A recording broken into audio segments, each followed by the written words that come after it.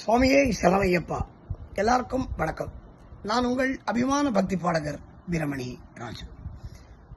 நம்ம கோயம்புத்தூர்ல செல்வபுரம் உங்க எல்லாருக்கும் தெரியும். இந்த செல்வபுரத்தில் இந்த பத்ரகாளி அம்மன் கோவில் ரொம்ப பிரசித்தியான கோவில்.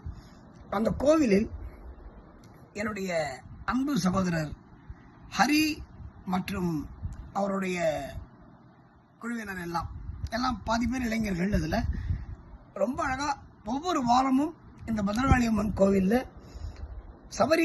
ஸ்ரீ சபரீசன் பஜனை குழுவின் சார்பில் பக்தி பாடல்களை பாடிக்கொண்டிருக்கிறார்கள். ரொம்ப ரொம்ப சந்தோஷம், ரொம்ப ரொம்ப பெரிய விஷயம். இது கூட்டம் இருக்கோ இல்லையோ, இப்போ நாங்கள் எல்லாமாவது கச்சேரி பண்ணுறோம்.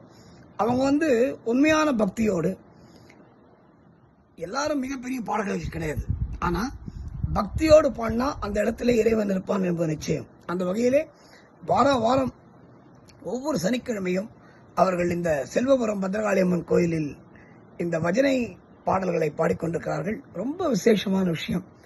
நல்லா இருக்கணும். அந்த குழுவினர், அந்த குழுவில் உள்ள அத்தனை பேரும் அவங்க சந்ததியோட எல்லாரும் வாழ்க வாழ்க வாழ்க வாழ்க, ஐயப்பன் அருளால் வாழ்க பல்லாண்டு என்று நான் வாழ்த்துகிறேன்.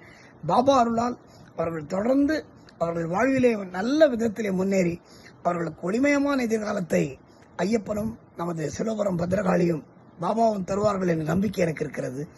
வாழ்க என்னுடைய ஸ்ரீ சபரீசன் பஜனை குழுவினர். இந்த பஜனை வாரம் நடக்குது பத்ரகாளி அம்மன் கோயிலில் சிவபுரத்தில். முடிந்தவர்கள் மாலை அங்கே இந்த டிவிலாம் பார்க்கறத விட, சீரியல்லாம் பார்க்கறத விட நீங்கள் அந்த பஜனையில் கலந்து கொண்டு பகவான் நாமத்தை பாடுங்கள். உங்களுக்கும் நல்ல பலன் இருக்கும் என்பதில் எந்த சந்தேகமும் இல்லை. வாழ்க வாழ்க வளமுடன். வாழ்க ஸ்ரீ சபரீசன் பஜனை குழுவினர்.